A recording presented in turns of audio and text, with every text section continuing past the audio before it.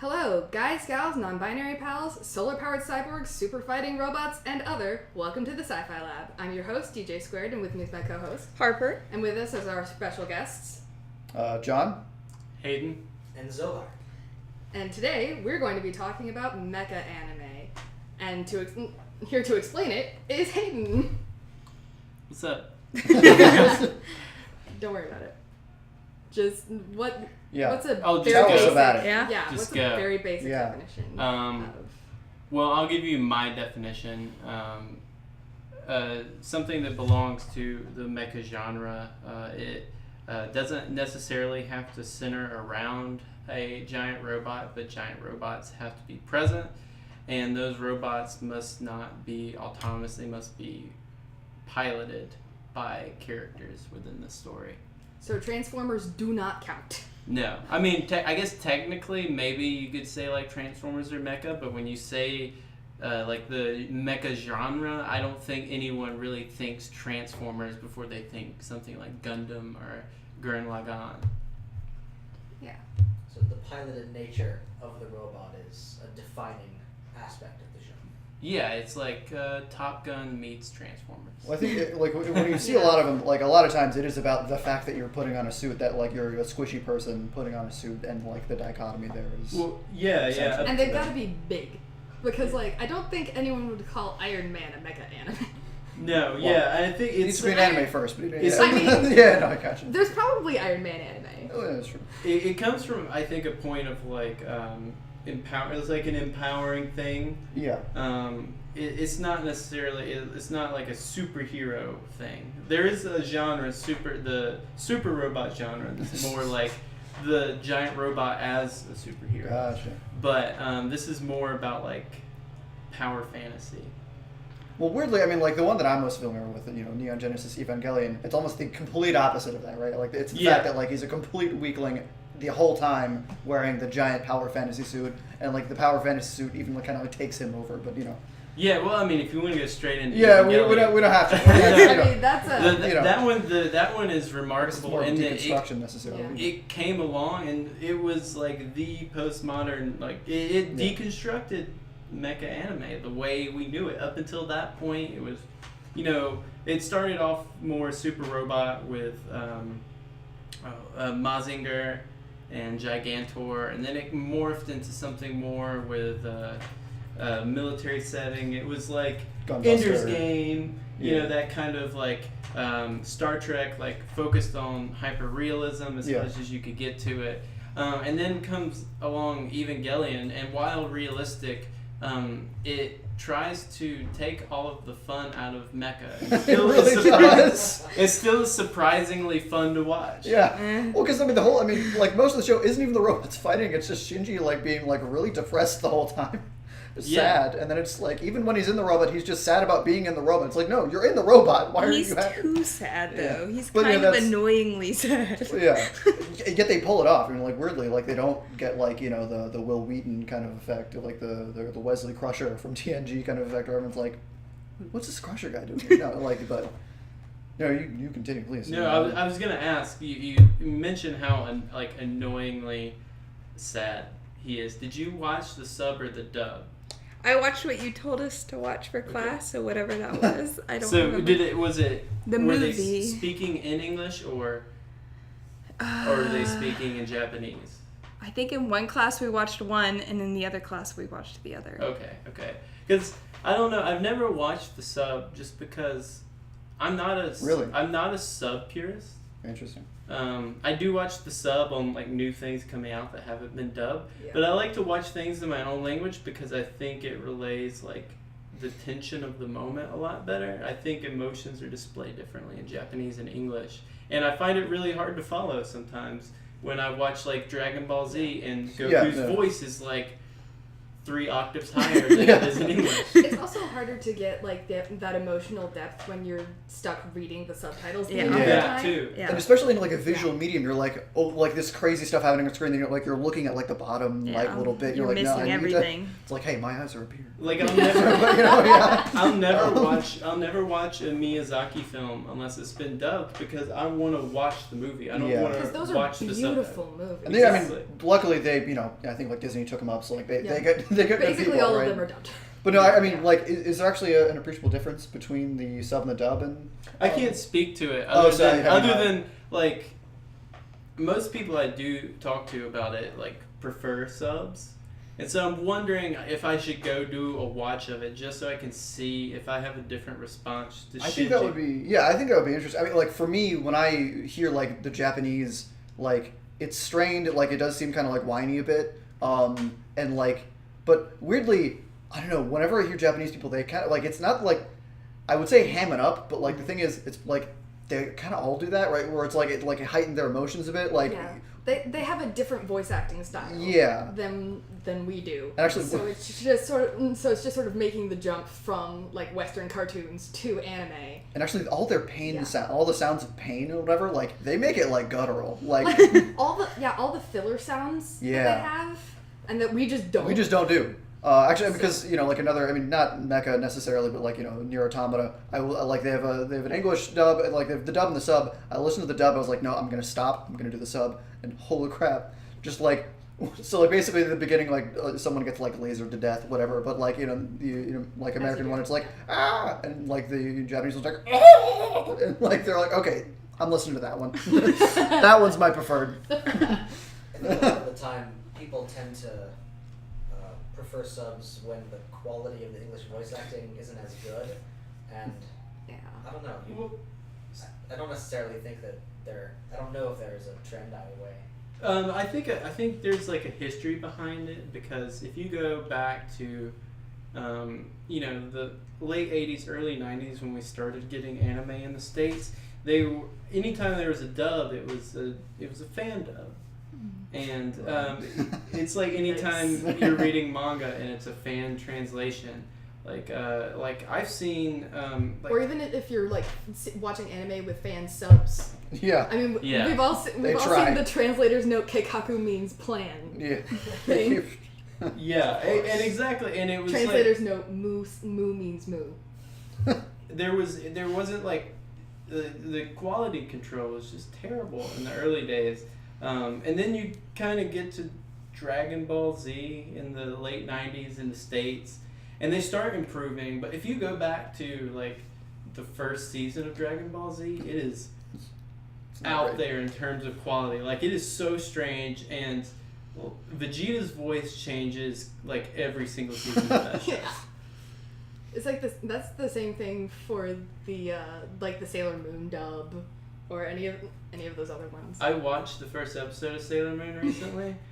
That did not Of the age original well. Sailor Moon? Yeah, like the one on the one that came on Toonami. Like Yeah. I watched like a dubbed episode of that at Yeah. a friend's house recently, and I was like, at 5 years old, what did I not have a problem with this?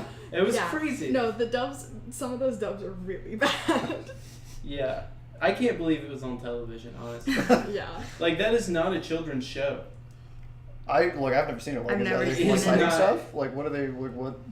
It's just like I mean, Hypersexualized. Yu-Gi-Oh is Yeah. also not a children's show. yeah. Well, I mean, Yu-Gi-Oh growing up for me was banned at every school I went to. Man. It was because it had like spell books. Oh or, yeah, or like I gotcha. Yeah. demons. Or Oh, something the like occult. that. Straight Ooh. up, in the manga, they changed it specifically in, I believe, the Americanized version of the anime, because they changed it to the Shadow Realm. It's straight up hell. Yeah. You are like you defeat They- somebody they and you need to- send yeah. them to hell. Yeah. And 4Kids is that company. The 4Kids they're dubs. awful when it comes to dubs. They They're did. notorious. Yeah. Don't They forget the banned Pokemon episode where they had guns. And One Piece, they did the original dubs for One Piece. 4Kids did? Yeah. What? Oh. And I think they did the Sonic X show, which Look, It doesn't surprise already me. it's gonna be. Yeah, I had 2 episodes of that show on a Game Boy Advance cartridge. So that's the only What? like Wow. yeah, they Look, you released- gamed really hard, man. No, they released a couple anime that might not be available in certain areas of the states. They would release Release it. episodes on Game Boy Advance cartridges. They That's have they have intense. Pokemon on there. Yeah, it That's was, the, never heard of Yeah, that's me the neither. future. Oh my god, they knew Yeah. it. But That's the 15 future in years ago. 1998. Yes. and so my only experience with Sonic X is watching it on my Game Boy Advance SP in like 2004. Yeah, it was a That's- strange time for anime. That's mildly horrifying. That's bizarre. We're in the strangest timeline. I actually I love that because I mean the idea is of course like this is what happens when we have a cultural export and a cultural import. Like it's weird for us. I mean as Americans we export pretty much everything, right? And Hollywood Yeah. is where stuff is. When we get this weird that's why Japan is a phenomenon here. I think right it just that's our one import. That's like the one big one, and then that's how and it starts in this this weird bootstrap thing. And there's such a I think Bootleg, I think they're so if you watch their media over the years, they're so influenced by the West Yeah. that we kind of see I think your average American almost sees a mirror in Japanese stuff, and so Yeah. it's easily identifiable. I feel like the characters, the way they write is easy to relate to. It's not as difficult to penetrate as maybe something from another culture Yeah. that's more Yeah. quote unquote foreign seeming. Yeah. Yeah. The Japanese American cultural exchange is wild. Yeah. Yeah. I mean, it's definitely a huge feedback loop. Yeah. With influences being passed back and forth.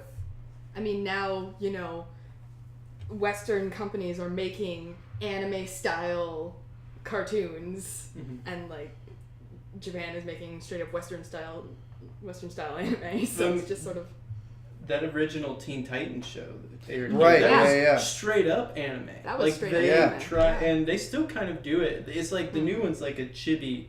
June, It's kind of like Yeah. how every show has its chibi version. yeah.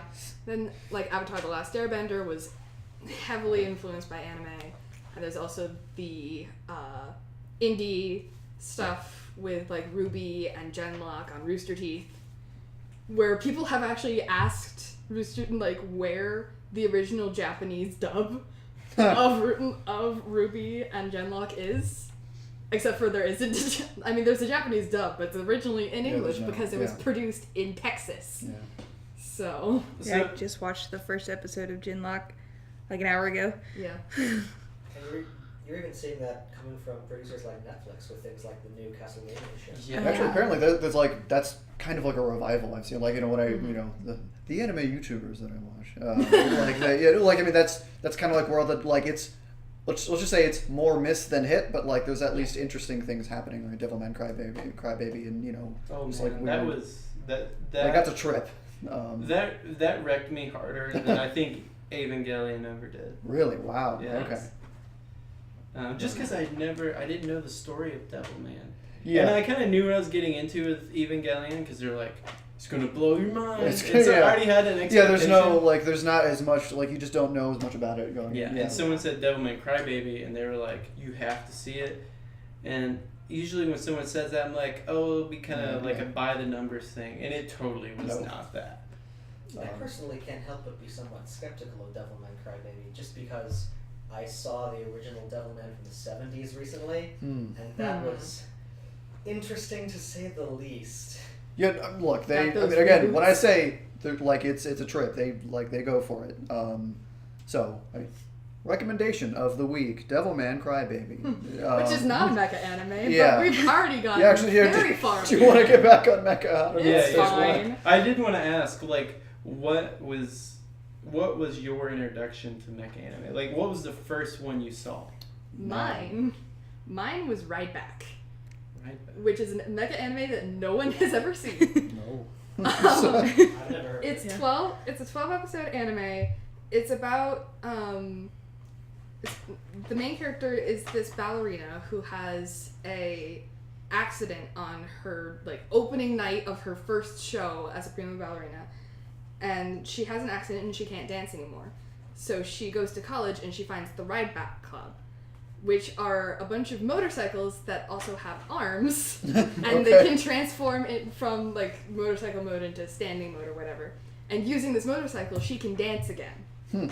So she can robot dance now. yeah. Yeah. And then she accidentally becomes the like, oh gosh, what's the word for it? She becomes like the figurehead. She accidentally becomes the figurehead of a rebel movement. The chosen one. Yeah, basically. Every time. And I feel like for me it was like something on Toonami. It was like, it's got to be like Zoids or something like that. Voltron, you know? I don't think it was Voltron. I seen like the newer Voltron, like that they put on Netflix. That one's alright. But like, yeah, no, I think it was like Zoids. They might have shown. Yeah, it was probably Zoids. I don't know. I can't remember.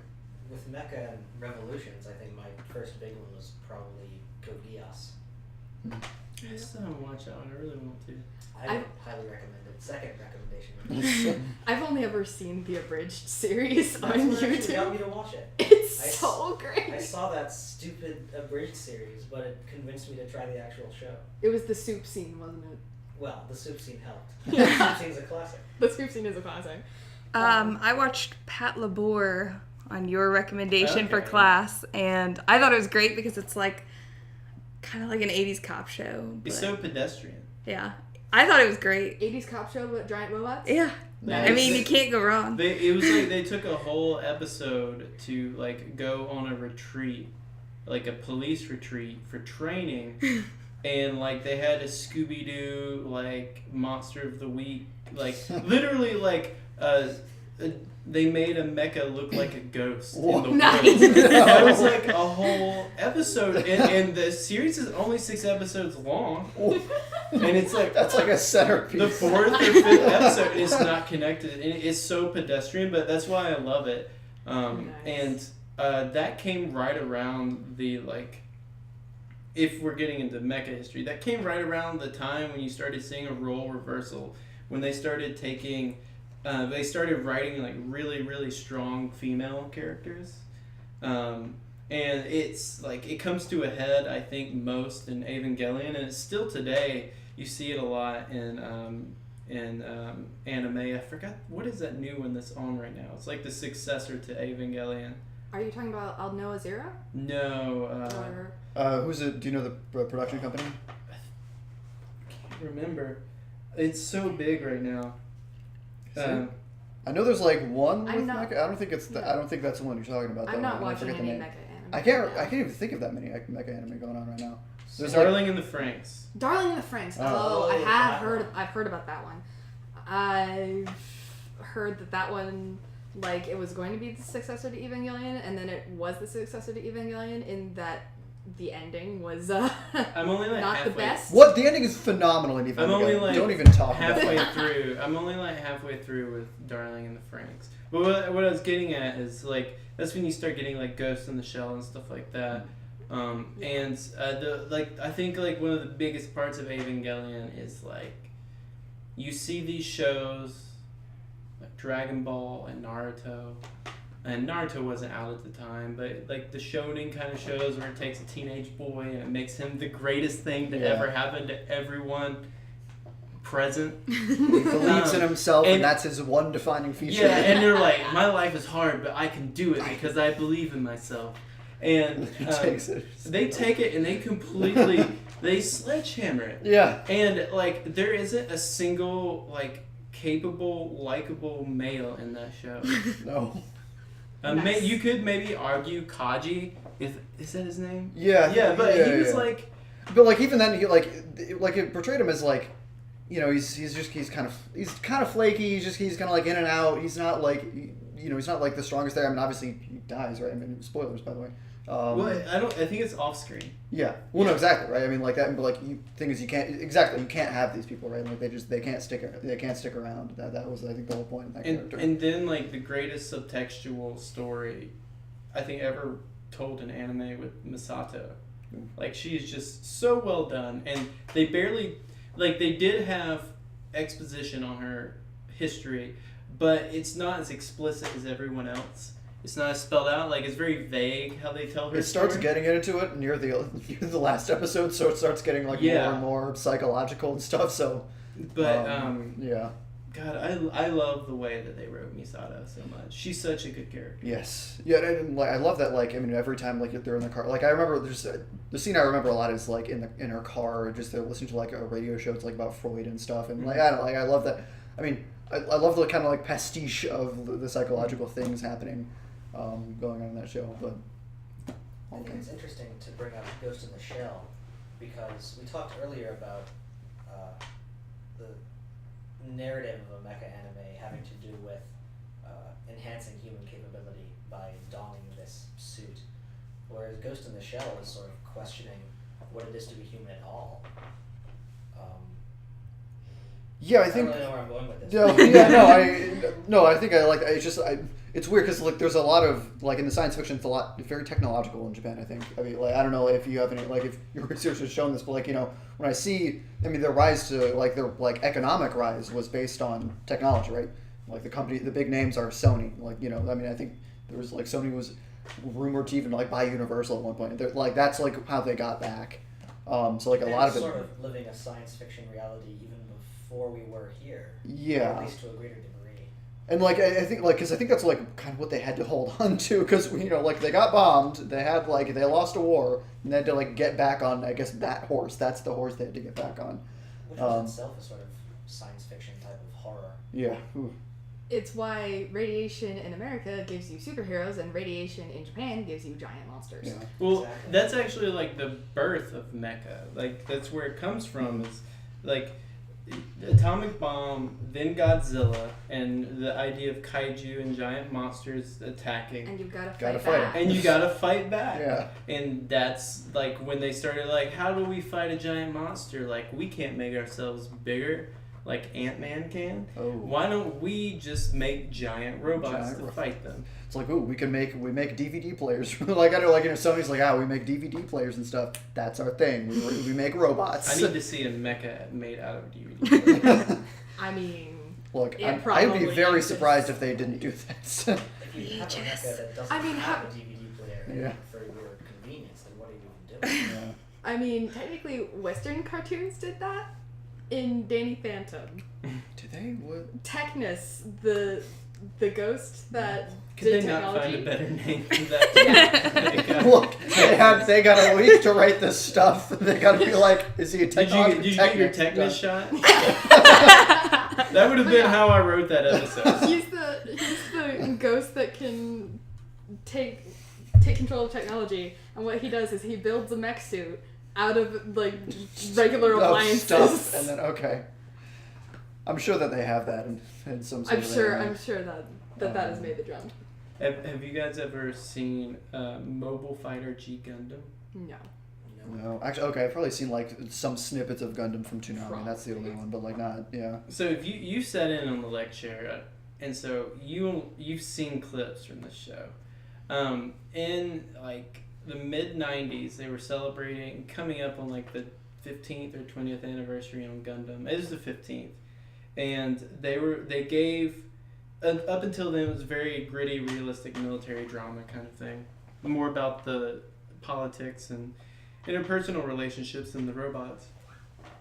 And they gave the series, they were like, to 3 different people, and they're like, do what you want with Gundam. Like, for this 50th anniversary, we got to go crazy on it. So they made 3 shows, and they made Gundam X, which I've never watched, but it's like different, but not too different. Then that's where you get Gundam Wing, which I think everyone knows about. Like, amazing mecha designs, one of the most convoluted plots ever written. Borderline incoherent. Anime, maybe. Yeah. And then Any anime that is over 64 episodes. Yeah. and I think there was a character in that show whose whole story arc was that she didn't know whether she was a secret agent or not. Nice. Nice. That's me. That's me. And it leaves it like ambiguous, and she like changes personalities, and they make it like an injury or something. And she like at the end they never explain like if she was a real secret agent, if the injury was real. Anyway, That sounds Wing confusing. is Sci-fi on again? Wing is a mess, but it has amazing suit designs. And then there's Mobile Fighter G Gundam, which God bless America. That one. Literally, they probably say "God bless America" in that show. So the plot of this show, instead of being like militaries fighting, it's like way in the future, and they've said we're done with giant wars. Everybody that can afford it now lives on their country's colony out in space, but they need to decide who controls space. And so instead of just fighting wars and killing people, then every 4 years they have the Gundam Olympics. And that's not what it's called. I forgot what it's called, but it's essentially But it's the Gundam Olympics. Every 4 years, each colony sends a giant robot to Earth, which has been completely destroyed. Like, it's barely livable. Like, it's completely polluted and everything. And wait, is this the original Battle Royale? Yes. Yay. So they send everyone to the planet, which, by the way, poor people still live on the planet. Aww. And they're fighting in the cities. No. And, like, the first episode, they showed, like, people's homes being destroyed. And you're like, oh, this is going to be, like, serious. They never show civilians ever. Oh, that's sad. But anyway, It's fine. it's crazy.